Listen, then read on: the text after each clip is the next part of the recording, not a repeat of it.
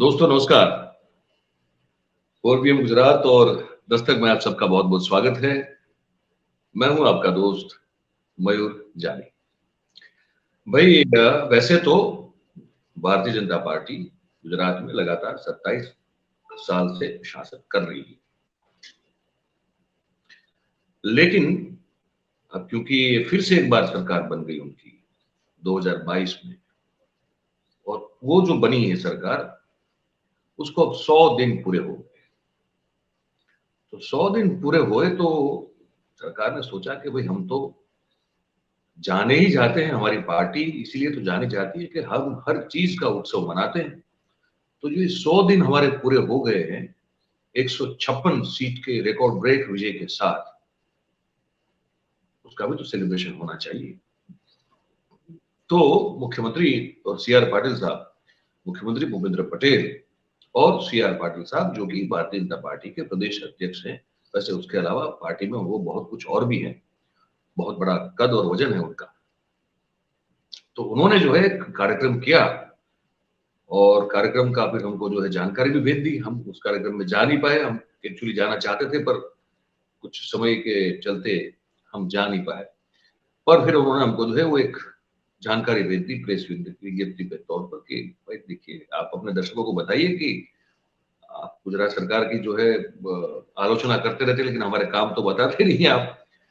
हमने कहा कोई बात नहीं, हम बिल्कुल आपने अगर कुछ किया है जो उसको बताने लायक हो तो बताएंगे, या तो फिर वो दर्शकों के विवेक बुद्धि पे छोड़ देंगे कि हम जो बता रहे हैं उसमें से दर्शकों को क्या लगता है कि ये काम किया तो क्या कोई बड़ा मीर मार दिया क्या, वो आपके ऊपर है, आप देखिएगा। हमने सोचा कि भाई चलिए, एक उन्होंने जो अपने बारे में बताया है 100 दिन के कार्यकाल के सिद्धियों के बारे में, वो हम आपको बताते हैं। तो एक तो ये किया, दूसरा उन्होंने आज जो ये 5 साल अभी जो सरकार चलने वाली है, अब चलेगी ना, इतनी बड़ी जीत के साथ आए हैं तो 5 साल क्यों नहीं चलेगी सरकार। तो उसका रोड मैप जो है, रास्ता आगे 5 साल का क्या क्या करने वाले हैं हम गुजरात में, ये भी जो है कल उन्होंने जारी कर दिया। हम बताते हैं आपको अभी कि क्या क्या किया। अब जो मुख्य बिंदु थे जिन पर जो है ये सेलिब्रेशन हुआ कि 100 दिन में हमने ये कर दिया है, वो पहले मैं आपको बिंदु बता देता हूं। पर्चा लीक करने वाले के खिलाफ हमने बहुत ही सख्त कानून जो है विधानसभा में बना के पारित कर दिया। उसके बाद फिर से एक पर्चा लीक हो गया, ये अलग बात है। अच्छा, जो इलीगल एनक्रोचमेंट हुआ करते थे उनको हमने दूर करके, जो हमारी जो दरियाई सीमा है, जो छोटे छोटे आइलैंड होते थे वहां पे बहुत सारे एनक्रोचमेंट हो गए थे, तो कह रहे कि हमने उसको दूर किया, बुलडोजर चला दिया, बुलडोजर बाबा की जय बोला बोलते हुए, और इस ये करके हमने हमारी जो दरियाई समुद्री सीमा की जो सुरक्षा है उसको हमने और मजबूत किया। हाँ, ड्रग्स बहुत पकड़े जा रहा है, ड्रग्स बहुत पकड़ा जा रहा है ना गुजरात में। सरकार कहती है कि नशीले पदार्थों के खिलाफ जीरो टॉलरेंस पॉलिसी हमने घोषित कर दी है, मतलब ये सबसे बड़ी सिद्धि है। उसके बाद ड्रग्स आता रहे, घुसता रहे, उसका पैडलिंग ट्रैफिकिंग होता रहे, लेकिन हमने जीरो टॉलरेंस पॉलिसी जो बनाई या हमने जो अपनाई है, वो एक बहुत बड़ी सिद्धि है। आपको क्या लगता है बताइएगा। हाँ, एक काम में मैं बिल्कुल इससे सहमत हूं, जो ब्याजखोरी जो बिल्कुल अपने चरम पे थी गुजरात में, और गरीब निम्न मध्यम वर्गीय और मध्यम वर्गीय लोगों की गर्दन पर जो है ये जो ब्याजखोरों ने जो है पंजा कस के रखा था, और बहुत सारी आत्महत्या सब जो हो रहा था, इस पर बहुत एक काम हुआ है पिछले 2 महीनों में। हालांकि उसमें एक और भी इनका एक स्वार्थ है, पर भले ही स्वार्थ के चलते भी अगर अच्छा काम करते हैं तो फिर उसकी कम से कम उसको एक्सेप्ट तो करना चाहिए जो हम कर रहे हैं। तो कह रहे हैं कि 4000 से ज्यादा हमने लोग दरबार किए ब्याजखोरी के दूषण को खत्म करने के लिए, और उसमें बहुत सारे लोगों को राहत मिली, ये वास्तविकता है। अच्छा, और इसमें जो उनका फायदा या उनको जो श्रेय लेना था, या जो जिस जिस बात को ऐड करना था इस ब्याजखोरी के चक्कर से लोगों को बचाने के बाद, उन्होंने लोगों को लोन भी दिलवाई, ऋण भी दिलवाया। अब वो कहां से दिलवाया, वो उन्होंने जो है प्रधानमंत्री स्वनिधि योजना जो है, उस योजना के तहत ऐसे लोगों को 250 करोड़ से भी ज्यादा की लोन दिलवाई है। इसमें और भी लोग होंगे, लेकिन ये जो ब्याजखोर के चक्कर से, उनकी जो त्रासदी से जो पीड़ित थे, वैसे परिवारों की, लोगों की संख्या उसमें ज्यादा है। ये काम किया, तो उसके साथ साथ फिर ये तो हो ही जाता है कि प्रधानमंत्री स्वनिधि योजना के तहत उन्होंने 250 करोड़ रुपए का रकम की जो है लोन डिस्ट्रीब्यूट की है। चलिए ठीक है। फिर एक बिंदु बता रहे हैं कि प्रधानमंत्री आवास योजना में 30,000 आवास जो है वो हमने बना दिए। उसमें बहुत बड़ा घपला है, मैं बताऊंगा आपको, वो एक अलग से उस पर एक एपिसोड करेंगे।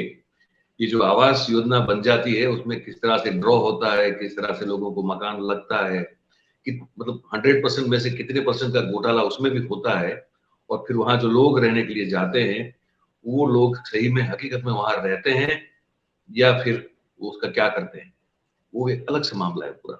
लेकिन फिर भी ये अपने सिद्धि, जो 100 दिन की सिद्धि है, सरकार की उपलब्धि है, उसमें इस मुद्दे को भी उन्होंने जोड़ा हुआ है। अब श्रमिक जो होते हैं हमारे, वो तो बड़ा एक अनऑर्गेनाइज सेक्टर है, लेकिन कह रही है सरकार कि श्रमिकों के वेतन में 25% का इजाफा कर दिया, बढ़ा दिया उसको। अच्छा, अब ये जो योजना चलती है केंद्र से, उसी में राज्य सरकार का भी थोड़ा एक रोल रहता है। वो है राष्ट्रीय अन्न सुरक्षा योजना, और ये कायदा भी है, कानून भी है ये, ठीक है। तो सरकार, गुजरात सरकार का कहना है कि उस कानून के तहत 5 लाख लोगों को हमने लाभ दिलवाया है। और अंतिम बिंदु जिस पर सरकार कहती है कि वो हमारी उपलब्धि है, मानव संसाधन विकास। ये जो एक विभाग होता है, मानव संसाधन विभाग, मानव संसाधन विकास करके एक विभाग होता है, तो उस विभाग का जो विकास है, उसके लिए हमने 4 लाख करोड़ रुपए जो है वो आवंटित किए हुए हैं। ये हो गए वो बिंदु जिन पर सरकार कह रही है कि हमने 100 दिन में उपलब्धि प्राप्त कर ली। आपको क्या लगता है? आप कमेंट बॉक्स में हमको जरूर बताइएगा, ठीक है। अब रोड मैप की बात करते हैं। आने वाले अब जो भी पूरे 5 साल है, उसमें अब आगे सरकार क्या करने वाली है, इसकी बात करते हैं।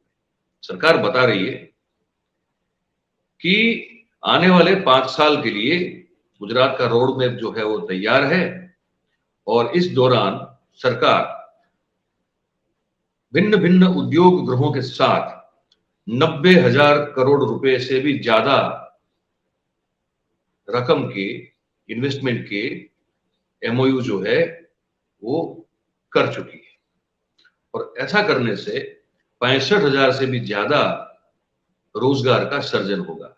यहां हमको सवाल पूछने का मन ये होता है कि जब हमने 2011 में एक स्टोरी ब्रेक की थी, उसमें ये था कि जितने तब तक 2003 से वाइब्रेंट गुजरात शुरू हुआ है, आप समझ लीजिए, और 2011 तक जो वाइब्रेंट गुजरात हुआ, उस दौरान जो एमओयू के आंकड़े जो लाखों करोड़ों में होते थे, वो जो घोषित होते थे, तो मैंने कहा कि 2003 से लेके अब तक, मतलब कि ये कम से कम जो है आपका 8 साल हो गया, तो कितना एक्चुअल इंप्लीमेंटेशन हुआ है, कितना एक्चुअल इन्वेस्टमेंट हुआ है, तो वो रकम जो थी, वो कुल जो घोषणा की गई थी कि इतने लाख करोड़ का एमओयू है, उसके मुकाबले वो जो एक्चुअल इंप्लीमेंटेशन इन्वेस्टमेंट वाली जो रकम थी, उसका प्रतिशत 4.5% से ज्यादा नहीं था।